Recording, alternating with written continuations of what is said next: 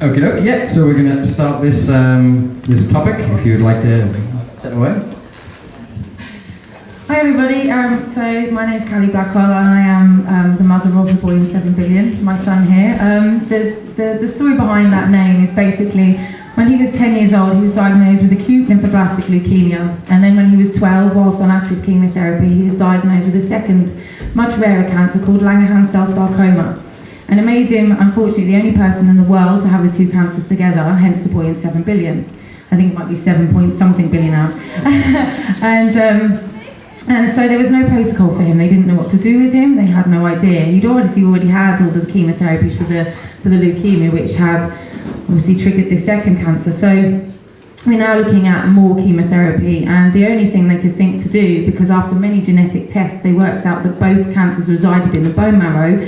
They decided that a bone marrow transplant was the best thing to do to stop either cancer coming back. So he didn't have cancer at the time. The chemotherapy had got rid of the leukemia in the first place. Surgery had taken out the Langerhans cell sarcoma, which presented in his tonsils. So he was, as far as tests could show, he was cancer-free, but of course they wanted to prevent it coming back. So we embarked on 5 months of intensive chemotherapy again, which was actually an adult dose, because Deryn, when you relapse, they can't give you the same drugs because they don't work for the second time. So they give you adult doses. The words were, we are going to give him everything we can without killing him because we don't know how much to give him. They told me he'd be infertile. They told me that his bones would probably, be crumbling by around about now. People who've stepped on curbs have crumbled ankles. Yeah, that's what they promised him. Basically, you'll step up a curb and your ankles are going to crumble in the future. And very pleasant things that came along with the chemotherapy. We then embarked on, we moved to Bristol from Norfolk, and we embarked on the bone marrow transplant. Now, Deryn, not only being the only person in the world, decided that he was going to have a bone marrow transplant fail, then a second one failed, then a third one, which was his own cells. So the two donor cells hadn't worked.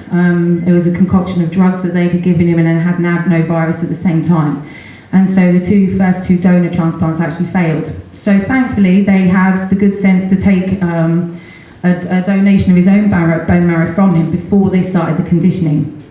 And so they gave him a bag of those back, and they said, nobody's ever failed to engraft with their own bone marrow, that's impossible. The third one failed.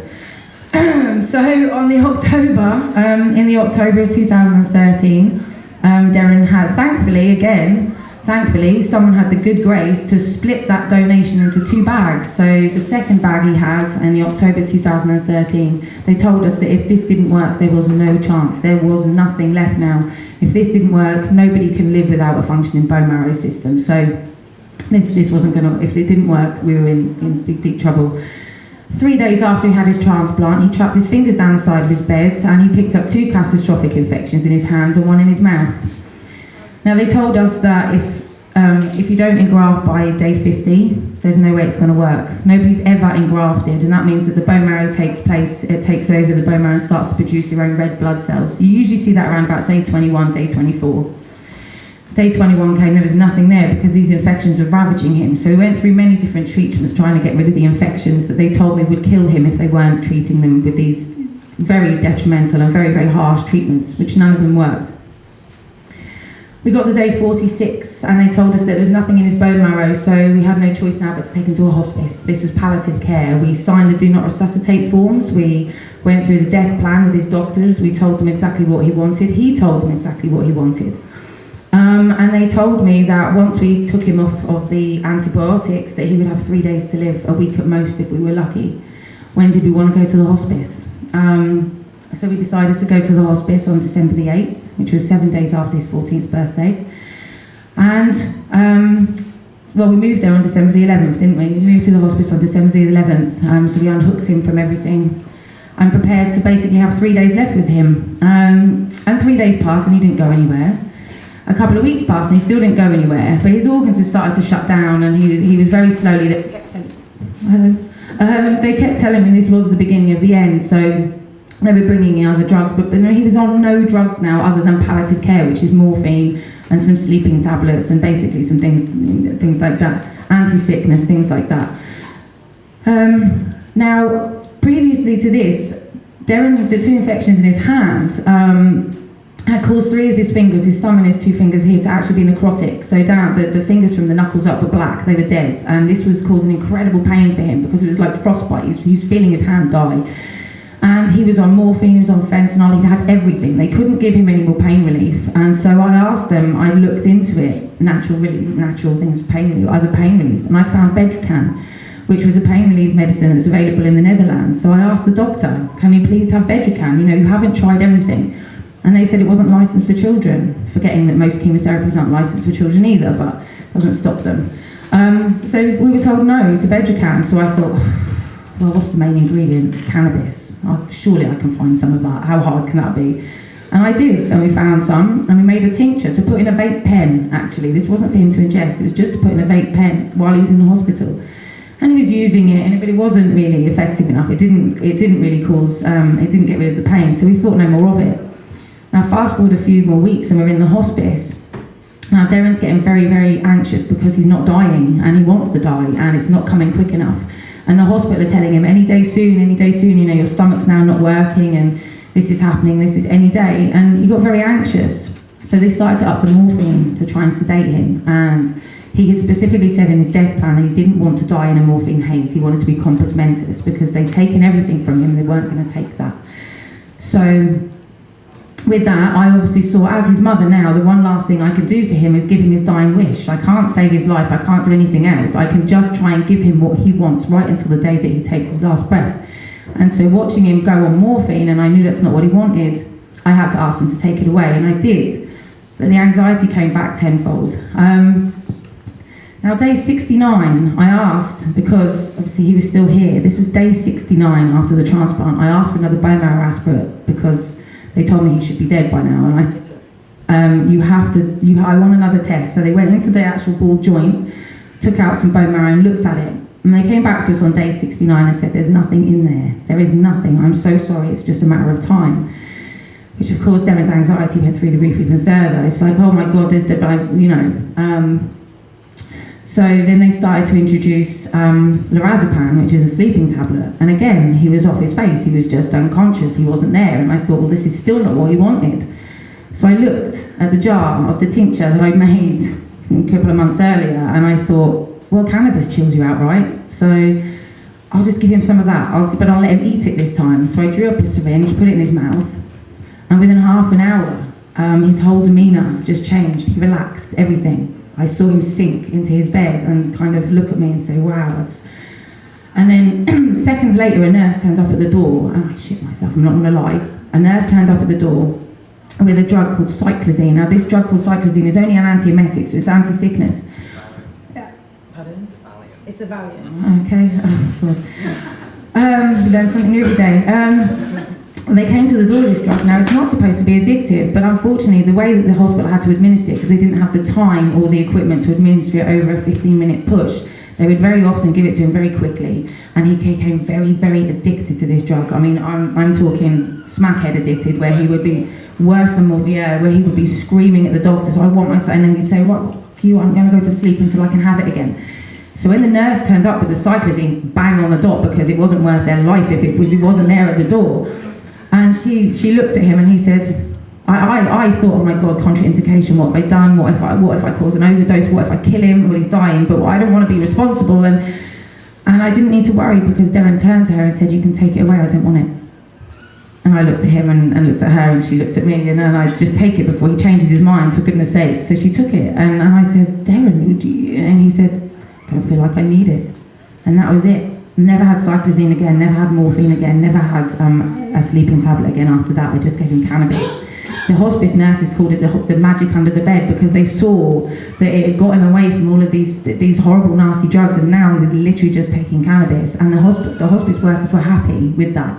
And so for 5 days, I continued to give him this cannabis tinctures 3 times a day, 5 ml under the tongue.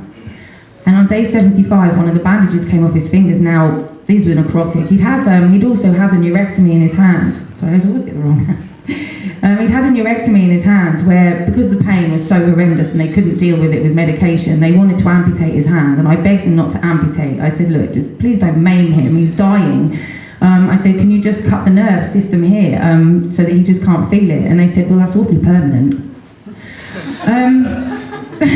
As opposed to full amputation.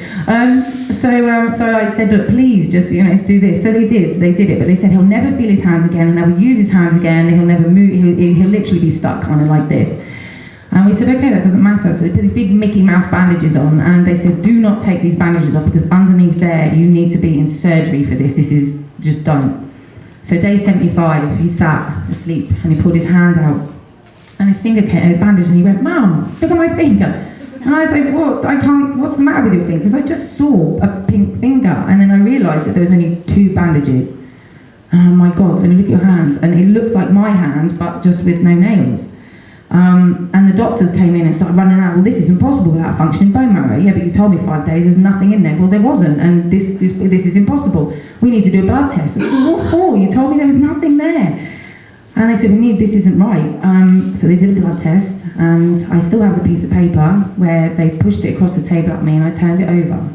Now, I don't know if many people know about neutrophils, but neutrophils are the main part of the white blood cells that fight infection and things like that. It's the neutrophils, the ones that they count. Now, his neutrophil count was 0.0005 when we walked into that hospice, and then subsequently it was 5 days before, and now it was 0.25. It had come from somewhere. And they were now panicking, and they were shredding the do not resuscitate forms, and they were running around like headless chickens. And then they came to Deryn and said, well, you're not dying anymore, and so if you get a temperature, what do you want us to do? And he said, you can leave me the fuck alone. And I looked at him, and the doctor said, that's very flippant. And I said, 10 seconds ago he was dying. You can't do this to him. He's planned his funeral, he's been in the room where they're going to lay his body to rest. You can't just expect a bit of flippancy, and so we just continued and continued, and eventually after 8 weeks we were evicted from the hospice. We were told we couldn't live there anymore because he wasn't dying. It was lovely as well. It's such a shame. It was a beautiful place, wasn't it? It was amazing. And so we were put into a hostel because the hospital didn't want us to go back to Norfolk, so they wanted to keep an eye on him. And they would say to him, you don't know, you could drop down dead next week, we don't know what's going to happen. And this for Deryn's mental health was just horrendous, absolutely horrendous. And so ensued the next 6 months of the worst 6 months of my life. You laugh. I know. Cancer's one thing, but when you've got your child that's now not died, and you're over the moon that he's not died, you're elated, but he's looking at you like, I hate you for saving my life because I wanted an end to this. And he won't eat, and he's refusing to participate in any form of life. And so for 6 months I had to beg him to eat, and he refused point blank, and he got down to 24 kilos, and at 14 years old I was about 4.5 stone, something like that. It's nothing. I'd never seen anything like it except for on documentaries about Auschwitz. I took pictures to prove to him that one day we'd look back at how bad he was. And this was horrendous because I couldn't get him to eat, I couldn't get him to do anything. And then luckily I met some guys from Bristol Cannabis Club, and one of them said to me, you need to speak to a man called Jeff Ditchfield. And I was like, okay, I haven't heard of it, okay. So I looked him up. And a friend of ours had also said, look, take him on holiday to Spain, I've got a villa over there you can borrow, we haven't been away for years, go away and have some nice time. Now the hospital was saying, no, we're taking him in, we're going to section him, we're going to sedate him, and we're going to force feed him because there's no other way to deal with this. And I said, you're using a sledgehammer here to crack a walnut. Can you give him maybe some mental health care? He doesn't qualify. Okay? He doesn't qualify. Yeah. If he'd have only been a leukemia patient, he would have qualified. But as soon as you step onto BMT, which obviously is far more, you've gone way down the line. As soon as you're on BMT, you don't qualify for mental health care anymore. So they said, they wanted to section him, and I said, look, please just let me take him to Spain. If he's still the same when you come back, then I will sign him over to you. You don't have a choice anyway, but I managed to buy some time. So they let us go to Spain, and there we met Jeff Ditchfield, and he gave us a syringe of oil, the thick black stuff that I'd heard all about. And he gave us this syringe of oil, and he said, just put a tiny little bit on something, get Deryn to put it on his gums, or get him to eat it. And I had no qualms in giving this to him. I had no idea what was in it. I didn't care. Cannabis has already saved his life once. Right, let's try again. And so the following day, I put a tiny bit on a crisp, and he actually ate it. And within half an hour, I was upstairs in the kitchen, and I shouted down to the boys. I have another son, Dylan's Deryn's younger brother. They were downstairs by the pool, and I said, I'm making some lunch. Does anybody want any? Thinking I was going to get the usual grunt that I had for the previous 6 months. And Deryn shouted up, make me loads, I'm starving. And got me right in the feels, and so I made him lots of food, and he ate it for 12 hours, And the next day he ate for 12 hours. And the next day, and the next day, pistachio nuts. For 12 hours, best noise ever. And then after 10 days of that, we went back home and we sat with the lead consultant, and she looked at him and she said, "Oh my God," she said, "his mental health has improved by 300%. And I said, "Yeah, I know." And she said, "My God, you know, he doesn't want to die anymore." I said, "Yeah, I know." And she said, "He's put on 4 kilos. I said, "Yeah, I know." And she said, "The holiday did him the world of good." I said, "Yes, it was the holiday." Leave it at that. And that's it, I left it there. And every day since then, June 2014, Deryn has had 150 milligrams of a 1-to-1 oil every single day, without fail. He went to school, he went and did his last 7 months of high school because he missed everything else. He walked away with 9 GCSEs. Every single day he had oil in his system. They had no idea. And so Deryn is now fast forwards, is the hand, the one that had the hand that they told me would never work. So 2 weeks after we came back from Spain and Deryn's continued to take the oil, he starts telling me his hand's hurting, and I say, "Well, it can't hurt. It's not possible. It's hurt. I'm telling you it's hurting. It's like electric shocks going down my fingers." I subsequently discovered that's called Neurogenesis, where actually THC especially can help regrow neural pathways in the brain, so people who've had strokes can see full recovery. And it just, it regenerates nerves. So now Deryn has full range of movement in his hand. There's only bits that he can't feel, his very fingertips. And so it's working. The doctors tell me it's impossible. He also had what's called avascular necrosis in his right femur, where basically the part of the femur is about 1 inch at the bottom of the bone was dead, because over steroid use in a point of his life where he was trying to grow from between 10 to 14.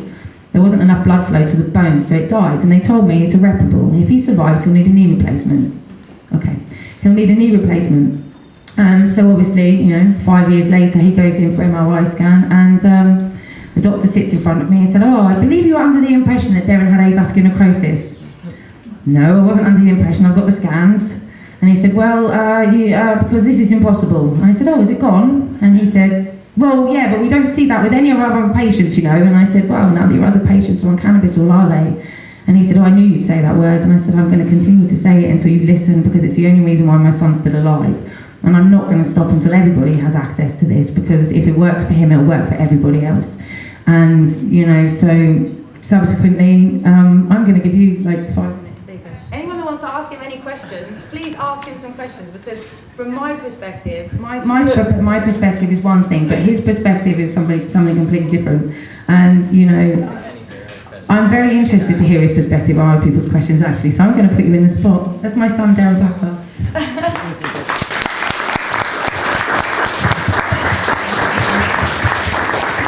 I will take anything and everything as well, I'm not embarrassed. So, literally any questions at all. We've got one at the back. Yeah? So, in our current system, how do you think we can move forward with education in the medical field? Because obviously speaking to your oncologists, they probably didn't have a clue. No, not a clue. It's all, a lot of it's through self-research. Yes, I mean, I don't want to see it in the hands of pharmaceutical companies. I don't think people should be persecuted for growing and choosing their own medicine. But I mean, surely nurses and GPs, surely they need. They need education, because it starts at school. I mean, I had a science textbook that was telling me that cannabis was addictive. It was a gateway drug. It caused all sorts of problems. Causes cancer, all sorts of things, and that was in my school textbook. So for one, it needs to start changing really early. This was year 6. So end of junior school, you're learning about it, and they're telling you everything that's wrong. So you're gonna have a basis that it's wrong from the beginning. You're not even gonna want to learn anymore because you already believe that it's wrong. So later on in life, it's much harder to learn something that's already embedded into you. It's much harder to change. So it just needs to start at a much earlier level. So anyone that knows about it anyway, if they have kids, don't hide it from them. Explain to them what it is, because you wouldn't hide paracetamol from them, you wouldn't hide a coffee or anything like that. It's exactly the same. So just It's actually better for you. It is actually better for you than a cup of coffee. So it's just Any more questions? I suppose it's the psychoactive side of it that people say you're out of your head, you know? And parents, the stigma of cannabis, THC, not CBD, but THC in particular.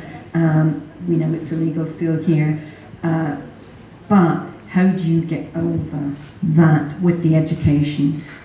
The education schools, I totally agree with you, but it's about educating kids on drugs. You're trying to keep them away from taking ecstasy or all the stuff that's out there. That side of it needs a really concerted effort to say THC can actually help, and you're living proof of that. And I know it helped my older son. It was just too late with a lot of stuff going on. But that is, and I'm asking you too, THC, people go, psychoactive, he's out of his head, he can't get in the car. Yeah, it's the lack of education. You understand, you can have high THC, you just got to make sure you have high CBD alongside it to make sure, it's because it's down to the education of people believing, and I say this all the time, it's education. I remember when Deryn was in his last year of high school, and he sent me a picture of the cannabis thing and said, "Mum, look at this rubbish." I mean, he sat there with cannabis in his system. But what he did was, I was very proud of him, is what he did, he didn't allow everyone that sat on his table for those 2 hours in that lesson learned the truth. They did not listen to the textbook after that. I caused quite a... You did cause quite the I have to tell you to be careful. Really They're going to know. They're going to know if you keep knowing so much about cannabis. They're going to know what you're doing. Shut up. That's the other side of it, isn't it? With THC, oh God. Yeah, but if you think about sugar in a kid's brain does exactly the same thing as cocaine. So kids going on sugar rushes are the same as doing a line of coke. Kids are allowed that, so... Yeah, and it's just as addictive. Very articulate point. If we could take one last question, sorry, we're going to get 2 minutes left. Sorry, it's not a question, it was just to sort of answer the education about in schools. Actually, I certainly know in the area I live in, they have just enrolled into teaching children to research cannabis themselves. Okay. So in our secondary school, they did a quite wide study on the benefits and effects of cannabis, and they had to come to a conclusion, which was, should cannabis be legalised for medical uses? And I think that is something they are rolling out nationally. So I do think things are changing. They are changing the education of the young people to that's where it's got to start. So I do think it's changing, and the unanimous decision in our school was obviously yes. So hopefully people are getting the right research and the children will learn more from that. That is good, About the right education. Go on then, JJ. Being famous for your medical use of cannabis, how do you feel about recreational use? Because there seems to be an enormous drive from all angles. Everyone interested in cannabis from a business point of view seems to be kind of trying to leave the plant out of it completely. I went to the NEC in Birmingham, I didn't see one cannabis plant. I went to Cannabis, I didn't see one cannabis plant. It seems to be, okay, let's take all the properties from cannabis, turn them into little pills, and we'll just ignore the plant like it never existed. No. But all of this anecdotal evidence has come about from recreational use. Everyone was smoking cannabis in the 60s and 70s to get high, because it made them feel good, because it procreated peace and love and all of those things. And none of these old hippies were getting ill. And so, all of a sudden there was this interest in cannabis, and research discovered all kinds of historical evidence about medicinal use. Yeah. But recreational use, do you see a line between being well and well-being? Definitely. I mean, I think recreational use goes hand in hand with medical, because recreational makes you feel good, so is that not medical? It's preventative, so there's no such thing as recreational. There's no such thing as a recreational. So it's all medicinal. We have an endocannabinoid system, so all use is medicinal use, whether you are using it to prevent it. I say there's two different types of cannabis users. There's cannabis users that waited until they were sick, until they used it. That's it. Other than that, there was people that was using cannabis that weren't sick, and they weren't sick because they were consuming cannabis. As long as you're not smoking it with tobacco and you use it as the way, as a beneficial way, you don't put other poisons with it, because otherwise you might as well just be pharmaceutical. It's not that. So all use, as far as I'm concerned, is medicinal, because it's a preventative drug and it works for our endocannabinoid system, and we all have one of those. So everyone should use cannabis. Everybody. Yeah, everybody. Yeah, you'll find this, right? simple God. Do you want to wait? Kiss us on. Thank you very much for coming and listening to me talk and stuff. And this has been Deryn's first kind of interview. Yeah, I mean he's been on TV with me and stuff a couple of times, but thank you. Thank you.